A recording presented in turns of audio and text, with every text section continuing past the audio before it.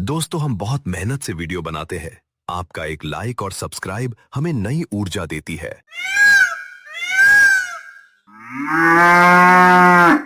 बहुत समय पहले पहाड़ों के बीच एक छोटा सा गांव था, आनंदपुर। गांव बहुत सुंदर था। चारों तरफ ऊंचे पहाड़, हरे पेड़ और साफ बहती नदी थी। सीमा, आखिर हम यहाँ पहुंच गए। हाँ, यहाँ की हवा कितनी साफ है। रोहन और सीमा शहर छोड़कर नई जिंदगी शुरू करने आए थे। उनके पास ज्यादा पैसे नहीं बचे थे। सीमा, अगर जल्दी काम नहीं मिला तो दिक्कत हो जाएगी। चिंता मत करो, मेहनत करेंगे। चलो सीमा, हम गांव के सरपंच के पास चलते हैं और रहने के लिए किराए पर घर लेते हैं। फिर वो दोनों गांव के सरपंच के पास जाने लगे। दोनों गांव के सरपंच के पास पहुंचे। नमस्ते सरपंच जी। ते भाई नमस्ते। बस बेटा, भगवान की कृपा से अभी तक ठीक हूँ।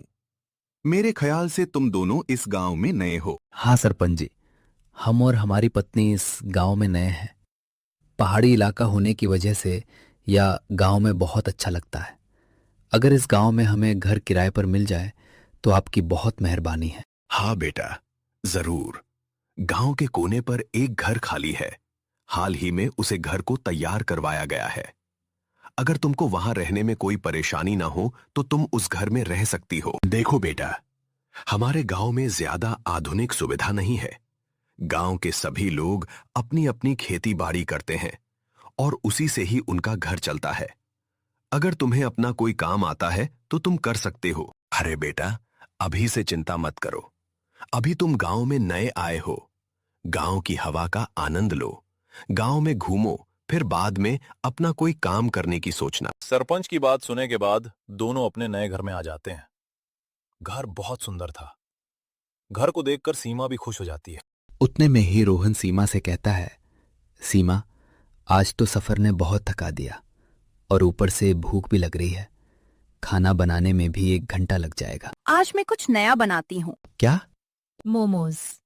जैसे जैसे मोमोज बनने लगे, खुशबू पूरे इलाके में फैलने लगी। तभी पड़ोस की औरत आती है और बोलती है, अरे बहन, ये कैसी खुशबू है। ये मोमोज है, चक्कर देखिए। कुछ भी हो, लेकिन खुशबू तो एकदम लाजवाब आ रही है। अरे बहन जी, लीजिए, आप भी मोमोज खाइए। ये चटपटी खुशबू इस मोमोज की ही है। लीजिए मोमोज खाइए और बताइए कि कैसी बनी है। फिर सीमा उस औरत को मोमोज खाने के लिए देती है। वो औरत मोमोज खाने लगती है। शायद उसने पहली बार मोमोज खाई थी। वाह, मैंने ऐसा स्वाद पहले कभी नहीं खाया। बहन जी, हम इस गांव में आज ही आए हैं और हमें घर चलाने के लिए काम की सख्त जरूरत है।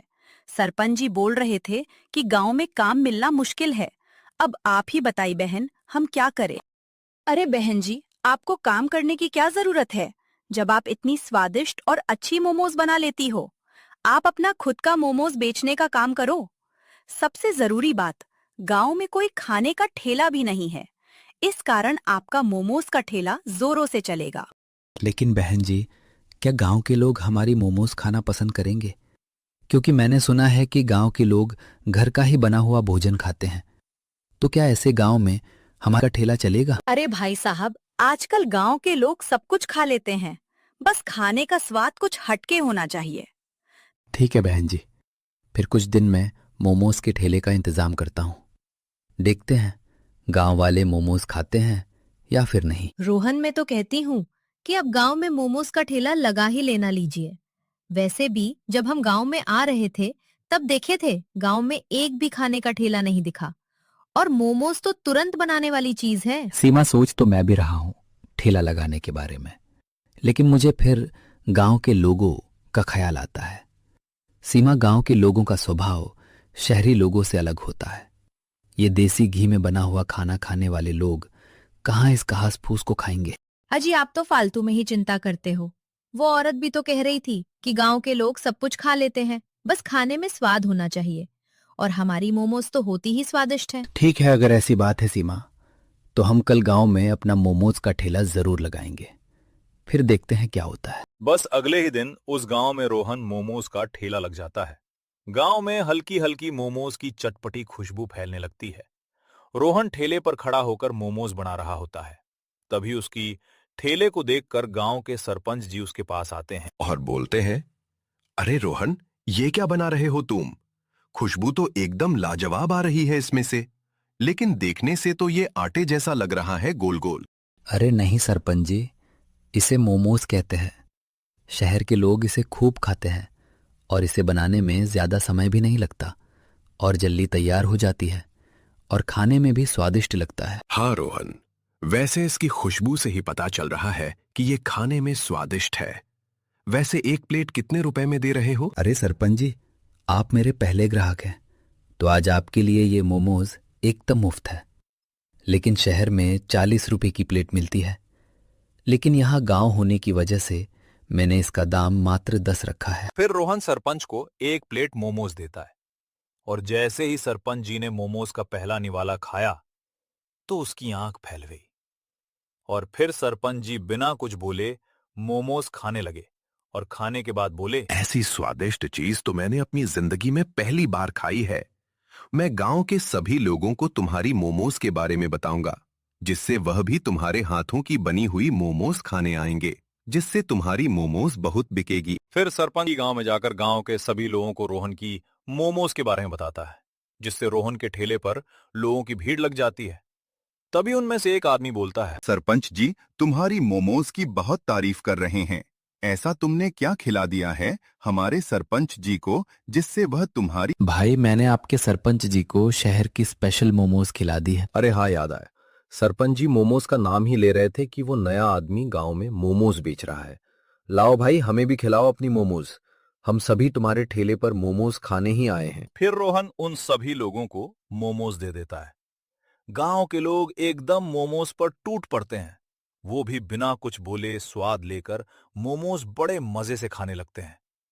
आज रोहन की पहले ही दिन अच्छी कमाई हुई थी। पहले ही दिन उसका मोमोज का ठेला गांव में मशहूर हो जाता है। फिर रात के समय रोहन अपना ठेला बंद करके अपने घर आता है।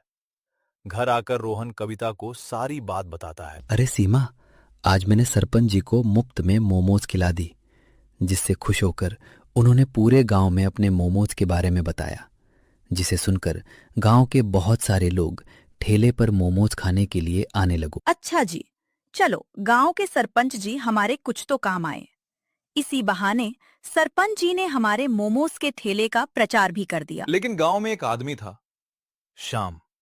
उसकी छोटी नाश्ते की दुकान थी। पहले सारे ग्राहक मेरी दुकान पर आते थे, अब सब रोहन के मोमोज खा रहे हैं। श्याम को रोहन की सफलता देखकर जलन होने लगी। अगर ऐसा चलता रहा तो मेरी दुकान बंद हो जाएगी। अगले दिन श्याम चुपके से रोहन के ठेले के पास गया और बोला, सुनो गांव वालों, ये शहर की चीजें अच्छी नहीं होती। भाई, ऐसा क्यों कह रहे हो? पहले खाकर तो देखिए। नहीं, मैं सब कुछ सच बता रहा हूँ। श्याम की बात सुनकर कुछ गांव वाले सोच में पड़ गए, लेकिन कुछ लोग अभी भी रोहन के ठेले पर खड़े थे। अरे भाई, हम तो कई दिनों से खा रहे हैं, हमें तो बहुत स्वादिष्ट लग रही है। हाँ, इसमें कोई खराब बात नहीं है। मैं हमेशा साफ सफाई और अच्छी चीजों का ध्यान रखता हूँ। श्याम की चाल काम नहीं आई। अब वो और ज्यादा परेशान रहने लगा। नहीं, मुझे कुछ बड़ा करना पड़ेगा। अगले दिन सुबह तेज बारिश शुरू हो गई।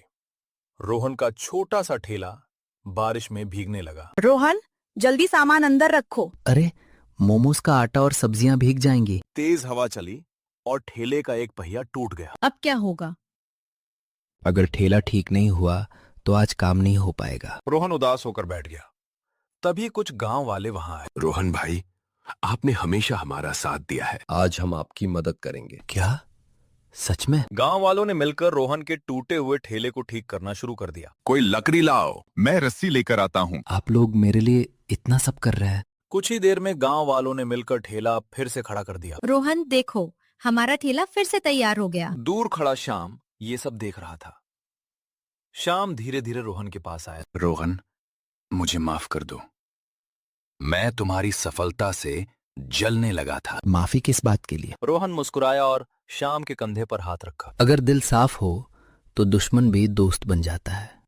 क्या मैं भी तुम्हारे साथ काम कर सकता हूँ? क्यों नहीं, मिलकर काम करेंगे। धीरे धीरे आसपास के गांव में भी रोहन के मोमोज की चर्चा होने लगी। अरे भाई, हमने तुम्हारे मोमोज के बारे में दूसरे गांव में भी सुना है। मुझे तो यकीन ही नहीं हो रहा। एक दिन गांव के सरपंच ने रोहन को बुलाया। रोहन बेटा, तुमने सिर्फ अपना काम नहीं बढ़ाया, बल्कि गांव का नाम भी रोशन किया है। ये सब आप लोगों के प्यार की वजह से हुआ है। उस दिन रोहन को समझ आया कि मेहनत, ईमानदारी और अच्छे व्यवहार से छोटी शुरुआत भी बड़ी सफलता बन सकती। दूसरों से जलने के बजाय उनसे सीखना चाहिए।